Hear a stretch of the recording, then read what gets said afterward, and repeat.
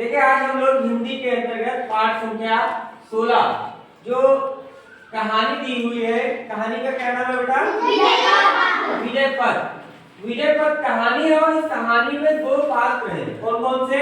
कछुआ और खरगोश। कछुआ और खरगोश। अच्छा एक चीज बताओ, कछुआ तेज दौड़ता है या खरगोश? खरगोश तेज दौड़ता है ना भाई। कछुआ तो कच्छप गति से चलता है ना, धीरे धीरे चलता है। यहाँ पर एक चीज और आप लोगों की जानकारी के लिए बता दूं बेटा, कछुए की जो अधिकतम आयु होती है वो 300 वर्ष तक जीवित रह सकता है। कितने वर्ष तक? 300 वर्ष। और जो इस कहानी के दोनों पात्र हैं कछुआ और खरगोश, तो इनमें एक दौड़ का आयोजन होता है। क्या होता है? दौड़ का आयोजन होता है कछुआ और खरगोश के मध्य। किसके मध्य? खरगोश के मध्य। तो भाई दौड़ का जब आयोजन किया जाता है तो कोई निर्धारित लक्ष्य तय किया जाता है, गंतव्य स्थल जहां तक दौड़ करनी होती है। ठीक है। अब एक दिन वो दिन निर्धारित किया जाता है और वो दिन आ जाता है। जैसे हम लोगों के लिए दिन निर्धारित होता है, कोई त्योहार किस तारीख को होगा, होली कब होगी, दीपावली कब होगी, या 26 जनवरी कब पड़ेगी, किस दिन पड़ेगी। ठीक है। तो ऐसे ही ये दिन निर्धारित किया गया, एक दौड़ का आयोजन किया गया। किसके किसके मध्य हुआ? कछुआ और खरगोश के मध्य। तो गंतव्य स्थान तय कर लिया गया कि कहां तक दौड़ होगी और वहां से जो सबसे पहले पहुंच जाएगा। जैसे हम लोग रेस करते हैं तो उसमें बच्चों को जब दौड़ाया जाता है तो आप लोग दौड़ते हैं ना, जो सबसे पहले पहुंचता है वही तो विजेता होता है, उस चीज को छू लेता है ना। अब होता क्या है, एक दिन दौड़ का आयोजन होता है, गिलहरी जो होती है भाई, पशु पक्षियों की ही तो दौड़ हो रही है, तो उसमें सीटी बजाने के लिए कोई मनुष्य थोड़ी ना जाएगा। गिलहरी सीटी बजाती है और दौड़ प्रारंभ हो जाती है। लेकिन अचानक होता क्या है, खरगोश अपनी तेज चाल से दौड़ता मतलब निकल जाता है और कछुआ अपनी कच्छप गति से चलता रहता है धीरे धीरे। ठीक है। लेकिन अब जानते हैं खरगोश के अंदर एक घमंड होता है।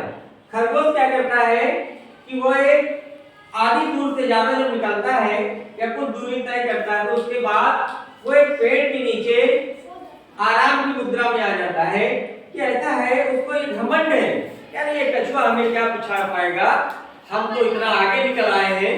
और वो उसी पेड़ के नीचे सो जाता है।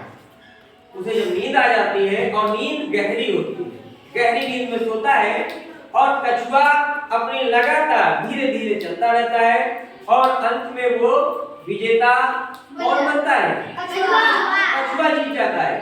तो बड़ी ही दिलचस्प और इंटरेस्टिंग कहानी विजय पथ, जो पाठ संख्या आपका 16 है, इसमें बेटा अभी आप लोगों को हम लोग वो प्रश्न भी कराएंगे जो आपके भी वार्षिक परीक्षा होने वाली है, इसमें भी प्रश्न पूछे जाएंगे। चलिए बेटा एक चीज बताओ, आप खड़े हो जाओ। ये जो हमारी कहानी है विजय पथ, इससे हमें क्या सीख मिलती है? कभी अपने से घमंड नहीं करना चाहिए और कभी अपने से छोटा नहीं कोई को समझना चाहिए। अच्छा, मतलब हमको अपने पर घमंड भी नहीं करना चाहिए और किसी को अपने से छोटा नहीं समझना चाहिए। ठीक है। चलिए बैठ जाइए। अनुराग बेटा, क्या इससे आपको सीख मिली? अपने को कभी बड़ा नहीं समझना चाहिए। अपने आप को कभी बड़ा नहीं समझना चाहिए। ठीक है, बैठ जाए भाई। अंकिता, इस कहानी से बेटा आपको क्या सीख मिली? अपने से कभी दूसरे को छोटा नहीं समझना चाहिए, अपने से छोटा किसी को चिढ़ाना नहीं चाहिए। ठीक है बेटा, तरन्नुम आप खड़े हो जाओ।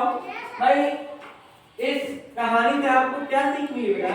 खरगोश ने पहले ये सोच रखा था कि हम नहीं जीतेंगे, वो सो गया था इसीलिए वो हार गया। हाँ, यानी उनको एक अपने ऊपर पहले से ही कॉन्फिडेंस हो गया था। कॉन्फिडेंस क्या हुआ बेटा? अति आत्मविश्वास। उसी कारण वो आधे दूरी जाके आराम से पेड़ के नीचे सो गए और कछुआ जीत गया। वेरी गुड भाई। राहुल खड़े हो जाए भाई। बेटा इस कहानी जो विजय पथ है, इसमें दो पात्र हैं कछुआ और खरगोश। तो इस कहानी से हमें क्या सीख मिलती है? अपने आप को कभी घमंड नहीं करना चाहिए और अपने से छोटा किसी को नहीं समझना चाहिए। मतलब घमंड नहीं करना चाहिए और किसी को छोटा। ठीक है बस, अच्छी बात है, बैठ जाओ। आप बताओ बेटा। घमंडी था। खरगोश घमंडी था और उसको ये था कि अरे ये छोटा सा कछुआ हमसे कैसे जीत पाएगा, तो हमें सब वो धीरे चलता है। लेकिन वो लगातार सतत प्रयास करता रहा और परिणामतः जो रिजल्ट आया, यानी जो परिणाम आया, वो क्या आया? कछुए के पक्ष में आया। ठीक है, तो इस कहानी से हमको बेटा, इस कहानी से हमको बेटा खड़े हो जाओ, क्या सीख मिली भाई विजय पथ कहानी से? जी सर, कछुआ ने कहा वह कमजोर है, हमसे देर भाग नहीं पाएगा, लेकिन तभी सो क्यों गए थे, इसीलिए वह भाग लिया था, इसीलिए वह सर पहुंच गया था जिंदा होने पर। हाँ, कहने का मतलब ये है कि जो काम हम ठान ले उसको निरंतर पूर्ण करके ही आराम मिले, ऐसा है ना? तो आज की कहानी विजय पथ से हमें ये सीखने को मिला, बैठो बेटा, विजय पथ से हमको ये सीखने को मिला, कभी भी हमें किसी को छोटा नहीं समझना चाहिए। अति आत्मविश्वास हमारे लिए घातक होता है। और जैसे कहावत है, करत करत अभ्यास के जड़मत होत सुजान, रस्सी आवत जागते सिल पर परत निशान। जैसे कि रस्सी और पत्थर कठोर होता है, रस्सी कठोर होती है, पत्थर। लेकिन जब उसको बार बार बाल्टी निकाली जाती है कुएं की उससे, तो वो एक दिन ऐसा आता है जब पत्थर को भी वो घिस देती है। देखा होगा ना बेटा? तो इसका मतलब ये है कि हमें लगातार अभ्यास करना चाहिए और किसी को छोटा नहीं समझना चाहिए। हमारे अंदर अति आत्मविश्वास की भावना नहीं होनी चाहिए। और एक चीज और इससे ये हमको सीख मिली कि कभी भी किसी काम को बिना पूरा किए बीच में नहीं छोड़ना है। ठीक है, सभी लोग समझे? किसी को कुछ पूछना है? तो अभी इसी से संबंधित हम आपको बोध प्रश्न कराएंगे। क्या कराएंगे? बोध प्रश्न कराएंगे, जो आपकी अभी वार्षिक परीक्षाएं होनी है 20 तारीख से, है ना?